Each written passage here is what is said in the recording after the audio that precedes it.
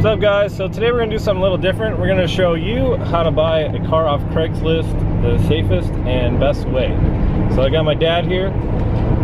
He's been driving this van now for a little while, and he's looking for something that gets a little bit better gas mileage.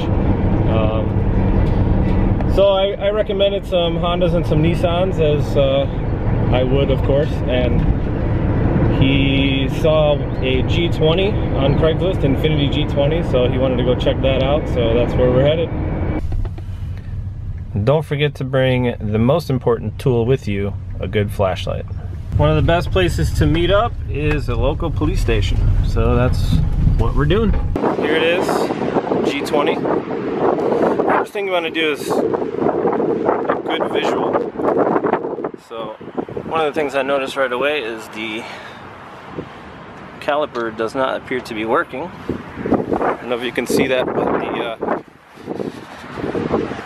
the actual surface of the rotor is pretty rusty, so I don't think the caliper is working on either of the rear wheels.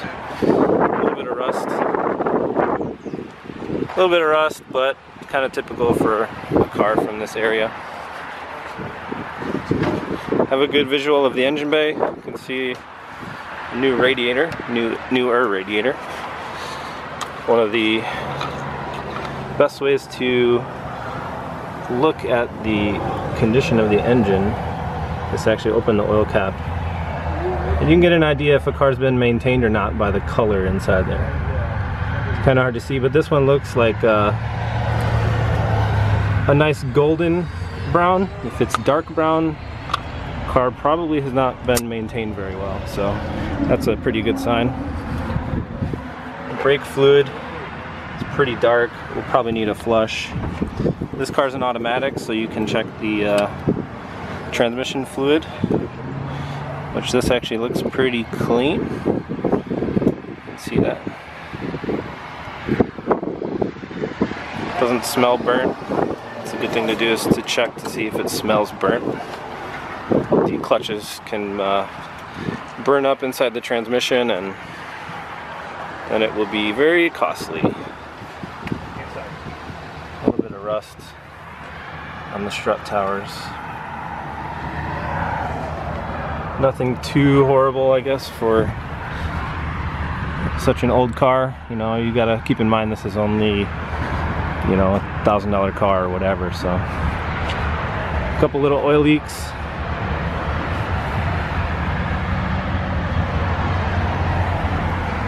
It's a good idea to get underneath, like I said, with your flashlight. See how bad oil leaks underneath the car.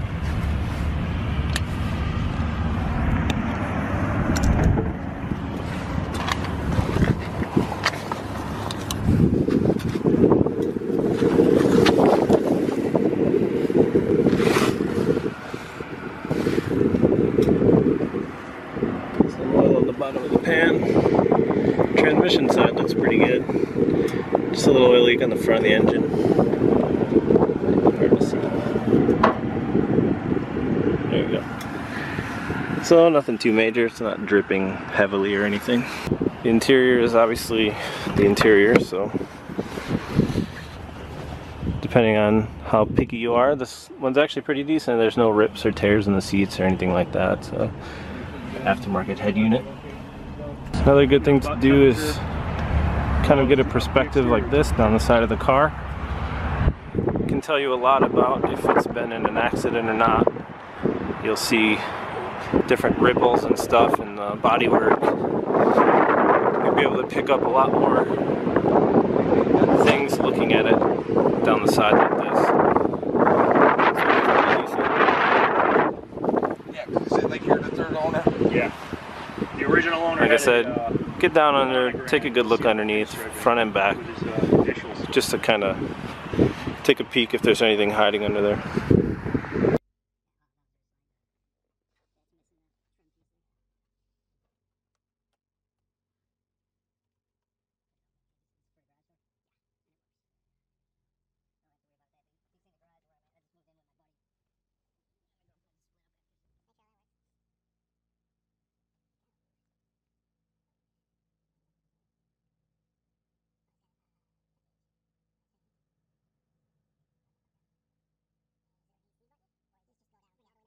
What do you think, Steve, from what you've seen of it so far?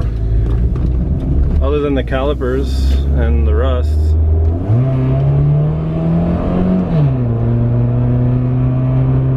doesn't seem too bad.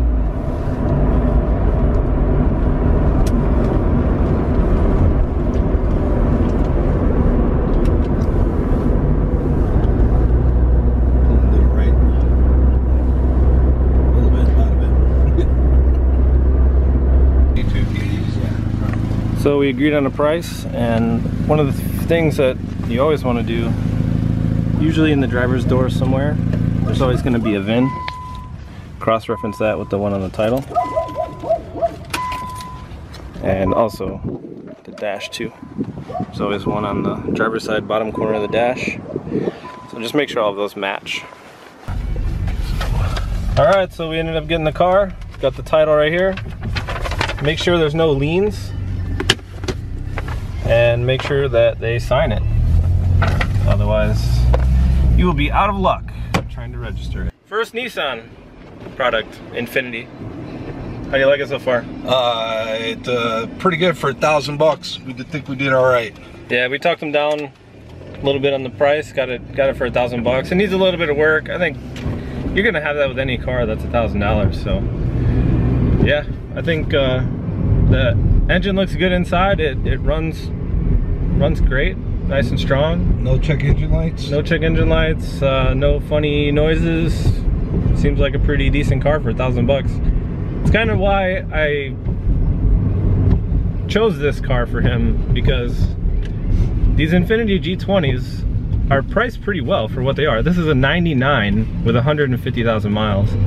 And you know, to find a similar Honda product or anything like that, you're gonna pay at least $2,000, if not, you know, $2,500 or more. So nobody's out really looking for these cars, and it's a little bit underrated. It's the same engine as the Sentra SER, which is a pretty good car. Just nobody's out there looking for them. So if you're in the market for a pretty cheap, reliable car, an Infiniti G20 is definitely a solid choice. Off the phone with his insurance company.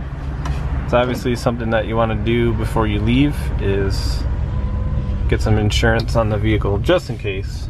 But yeah, so car has insurance now. It doesn't have any plates. I'm not a legal advisor or know all of the laws in all the states, but I think generally, for the most part, as long as you have the title and it's dated, the police will give you somewhat of a grace period. I think normally it's 24 hours. So should be good on that, hopefully.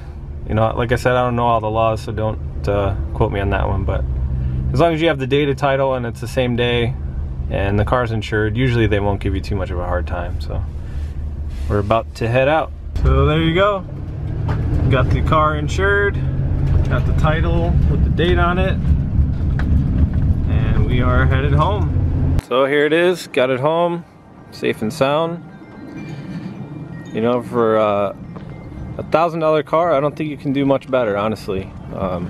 This could be the most value you can get for $1,000 in a used car. I mean, power windows, power locks, keyless entry, heated seats. You know, it's got a nice stereo, automatic climate control, cruise control, everything. It has all the power options, a sunroof. Could possibly be the best value $1,000 car in the market.